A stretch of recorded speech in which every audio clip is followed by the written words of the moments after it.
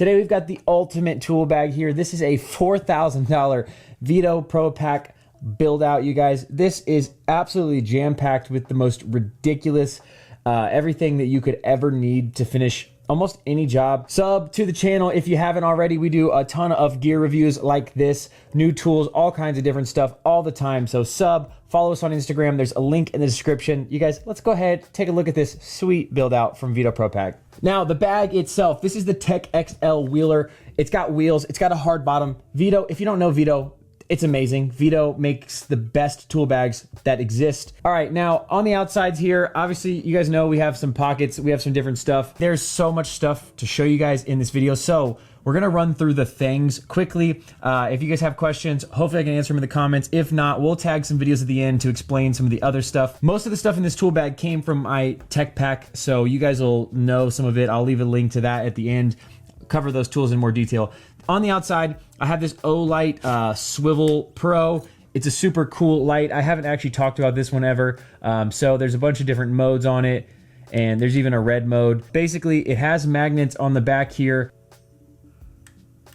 It's got a bunch of different modes to it. It's super bright, and it has a USB part, so I can actually charge like my phone if I want to. Hammer, got a 16-ounce hammer on this side. I really like to just put it through the D-ring there.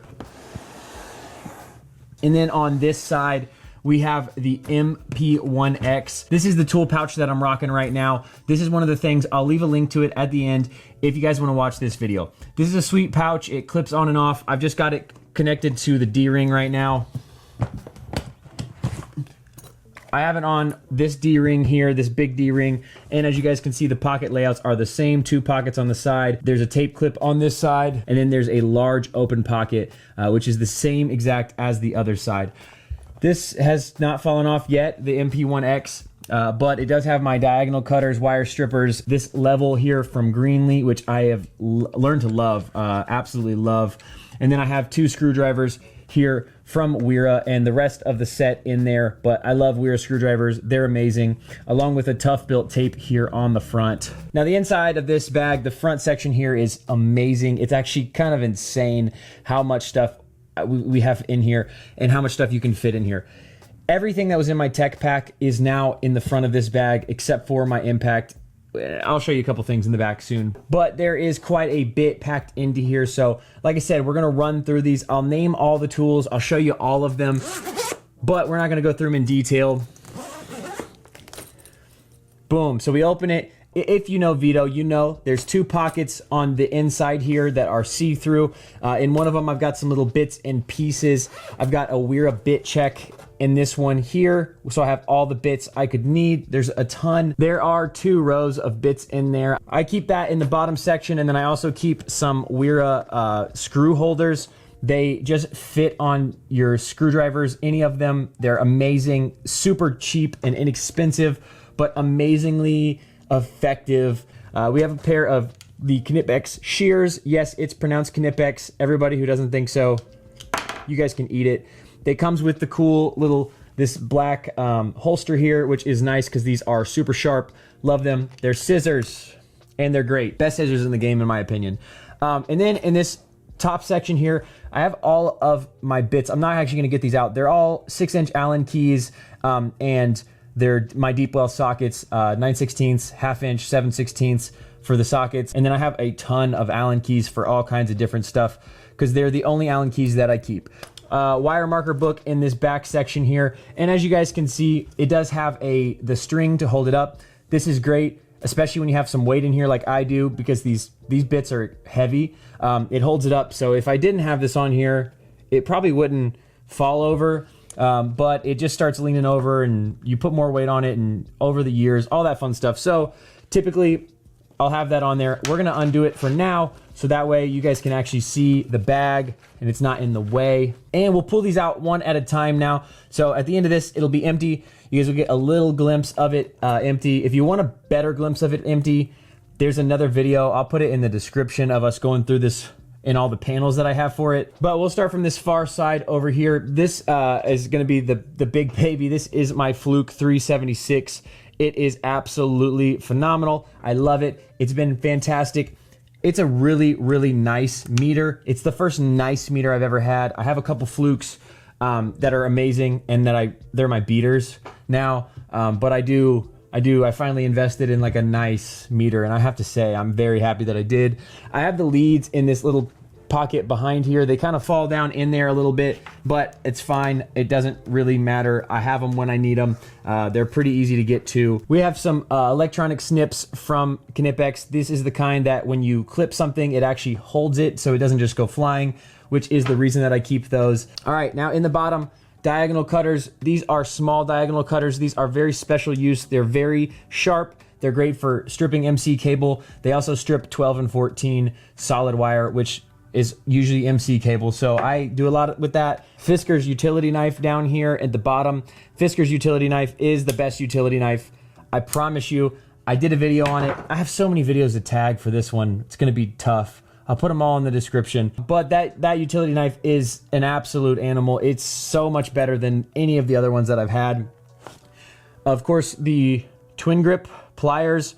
These are amazing for getting out screws that are stripped. They also give you just a different angle than what most pliers will give you with a really good grip. They do widen a little bit. The push button on this side will open the jaws up to about there, and then obviously they also open up. So I like that, especially for like little bolts and nuts and different stuff like that. Having those different angles can be very, very useful at times. Now, of course, I have a half round file in here. I have no idea where I got it from or when. It's just a half round file. It was probably like $4. Of course, 7-in-1 nut driver from Klein. This has been my baby for a long time. 7-in-1 is just great. It's a hollow shafted nut driver, so that's awesome for 7/16 and 9/16 hardware, especially for when you're wanting to run that nut up on the bolt. Next up on the list, the Cobalt cutters. If you've never tried these, you need to. These things cut anything better than anything I've ever cut with. I know that's a mouthful, it's a sentence, but these things are absolutely animals. Anything I don't want to ruin my diagonal cutters with, I use these. All kinds of chain, literally anything. Bolts. If you don't have a set, I promise you will not regret getting a set. I'll leave a link to those in the description. Make sure you get the right ones. I've got 2 pairs. One of them is terrible because it wasn't the right use. It was my fault. Of course, the pliers wrench, Knipex pliers wrench. This is the like 6.5 or 7.25 or whatever. It's a weird angle measurement, but basically flat jaws. They are parallel all the time. It's really great when you don't want to mar up fittings. There's no teeth on them. I love these things. Lifesavers. So much better than an adjustable wrench, which is what those replace. Of course, this Knipex dismantling tool. This is absolutely great for cord or cable, large cable. It's just quick, it's just easy. It's also very inexpensive. So if you're looking for a cheap cable stripper, that is the one. Not for smaller stuff, obviously. We have plenty of stuff to strip smaller stuff. Those things are absolute animals. We have some aviation snips here. These are from ThoughtBuilt. I love this set from ThoughtBuilt. They're super ergonomic, which isn't typical for snips, but I like the way they fit in my hand. They cut really well. I like a lot of ThoughtBuilt stuff. These are no exception. Ooh, now we have some wrenches. We have a 9/16 and 7/16 from Wera. These are their jokers. They're adjustable. These things are absolutely special. They have a ton of hidden function on them. They have a hold function up here on the open end, which makes life a lot easier. They're reversible. They have the 12-point connection on the inside here on the side that actually ratchets, which is amazing. Super functional. They last. I love the jokers. They came in a 4 set, and typically you guys should check the YouTube shopping links for this because I've put them in there a couple times, but they're always on sale on the YouTube shopping, so try that out if you haven't, or you can try the links. I'll leave them both. I also have a dog bone in here. This is from Crescent. I'll leave a tag to this one as well, but this one here is especially, I typically use this for beam clamps and that's really about it. Next up, one of my favorites. This is the Wera chisel driver. You guys, we'll talk about Wera a ton during this video because I love Wera. This is one of my favorite things from them. It's their chisel driver. It's amazing. This is the one with the 10mm head on it. Again, I'll leave a link in the description. These are meant to be beat on and pried with and all kinds of stuff. I put this thing through hell. It's been the best beater I've ever had. I've never been disappointed with anything from Wera, so I'll say that much. All right, these are small but mighty. These are step cutters. They just came out with a new version of these. So sub if you want to see the review of the new ones. They're the step cutters XL, but this is the step cutter. These are amazing. They're a 6-inch set of pliers. They're small. They cut anything so well. You guys, obviously you can see the steps in the actual blade. It's gimmicky, but it works. It's not gimmicky because it works. So if you haven't tried these, and you're like scared that they're too small, I promise they work better than any other set of shears that I own, which is crazy because they're small. Next up, plastic pliers. These are something I don't use super often, but when I use them, I'm so glad that I have them. I've gotten some crap for these. I don't care. When I use them, I'm so glad that I have them, and no amount of getting made fun of will ever convince me to get rid of them because they've been great. This is another Fisker's knife. This is my drywall knife. It also has a utility blade in it in the top, which is cool, but it just folds out. Like this. It locks in place. It's got a liner lock on it, so if we push the button, it folds under. It's also got a metal cap in the back, so you can tap on it a little bit to push it into drywall. I like that it folds. I don't like the stiff drywall saws because they don't fit in bags as well. Takes up a lot less space. All of the stuff from Fisker's is extremely ergonomic, meaning it feels better in your hand, which is not typical for a utility knife. I'm talking not just the drywall knife, but also the utility knife that I was showing you earlier. They're just more ergonomic. Fisker's has done a great job with their utility knives. I like them. They're all metal construction. They're super well put together. They're heavy duty. Now, these are Knipex installation pliers. They are a special breed. They're a hybrid, but really I use them as a needle nose. They also strip 12 and 14, and they have some amazing shears on them. The shears on these are way, way better than typical needle nose. I love these. They also don't have teeth at the tip of the jaw right up here, just for the last little bit, so that way you can grab wires without nicking the insulation. I like that part. This is the VDE. All of the red and yellow are insulated, 1000-volt insulated. It's just what I prefer to carry. The price difference for the foreign companies, their insulated stuff's the same price as their regular stuff because it's required over there. So it's really like, I mean, usually like $2 or $3 more expensive than the Comfort Grip. Next up, we have these shears, okay? These shears are cool. I don't think they cut as well as the step cutters. However, they allow you to cut larger cables, and if I'm ever in a pinch, that's what I like to do. They also have flat jaws, so if I need to strip cable with them or do anything like that with them, score cable, I can.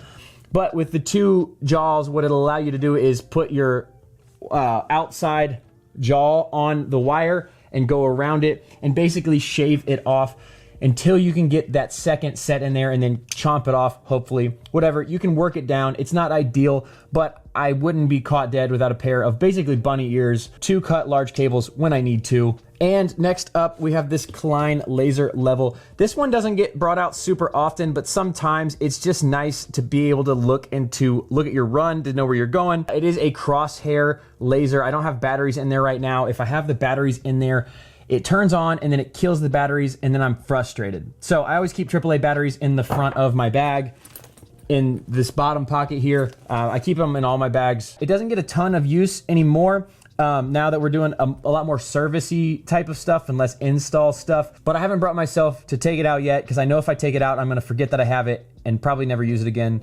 And I don't want that. Up top on this D-ring, if I can get it off, we have this Toughtbuilt digital level, which is cool. Again, I love a lot of this stuff from Toughtbuilt. It just gives you all your special angles and different stuff, and I didn't know I wanted one of these. It's super light. It's really not that expensive. It's got magnets on the bottom. It's easy. It's light. It stays out of the way. It's small. Comes in this little case. and then I just put a carabiner through the back and put it up on the D-ring up top, and it just stays out of the way. Next up, we'll go through these bottom ones here real quick. I have this Klein 6-in-1 impact bit, which I'll show you guys more of this stuff in the back, but I like to keep this bit up here just in case I need it. And it's kind of in this screwdriver section of the bag. This is the Gernard 4-in-1 electronic driver. I used to keep the Klein. I got a hold of this one. I like the feeling better. The black, it's got some more texture to it, so it's a little bit more ergonomic. Basic stuff though, number 0 and a 00 Phillips, and then 2 very small flatheads. I don't run into that stuff all the time, but when I need it, I need it. Then we have some basic screwdrivers from Wera here. We'll just take these all out. They come in a set. The set's super inexpensive, which is one of the reasons why I love it, is because of how inexpensive even the insulated drivers are, and really how well they fit screws. They're extremely ergonomic. They fit well in my hand. They're actually my favorite fitting screwdriver. They come in all kinds of different shapes and sizes and everything. They even have stainless steel drivers, but they fit screws better than any other screwdriver that I've used so far. Not only that, they have the most variety. You can get insulated, you can get non-insulated, you can get slimline, you can get all these different types of drivers that you're gonna see. They all last for forever and they work super well. This is another chisel driver here. This is a smaller one. If I'm doing some rougher stuff, I'll use this instead of a regular flathead. That way I can pry and beat and I don't have to keep my large beater. Has a metal striking cap as well. Obviously it's not insulated, so you want to be careful there. This is a multi-driver from Wera, and if you press this green button on the back, you get 6 bits that go in there. You can also, if you press this down, you can pull the bit out, or if you're wanting to save some space or need a little bit of extra room, you can press it down and the bit goes all the way in. That also comes out and goes in your impact. So if you need something, you take this and your impact, and you pretty much have 7 bits and a bit holder for a screwdriver or for your impact. We also have this guy here, which is my version of a stubby. Okay, this is the Wera Zyklops. It's the pocket set. That's important. What it does is it rotates, all right? So you can do 90, you can do an angle, or you can do straight up and down. Obviously, it goes forward or backward. There is no hold function on it, so you can't use it like a normal screwdriver or nut driver, but it's got a 3/8 head on the end here, and inside of that, it takes a 1/4 inch bit, so you can put a bit in there. This is also cool because it has 2 rows of bits. So if we want, we can take this, one of these Allen keys out, we can put it in here, we can turn it, and now we only need this much clearance for our stubby. I like this. It's much easier to get real torque on this. I find myself using a stubby less and less, to the point where I don't have one in here because of how much I like the ratcheting with the bit on it. It's just less clearance, more torque. It's easier. Now I will say, if you want to go this option and don't want to spend a ton of money, because this is $100 plus, if you want to go that direction though, Klein has one that's a small one. I don't know where I put mine. I lost it, but it's a small one that takes bits. That's what I used originally before I got that.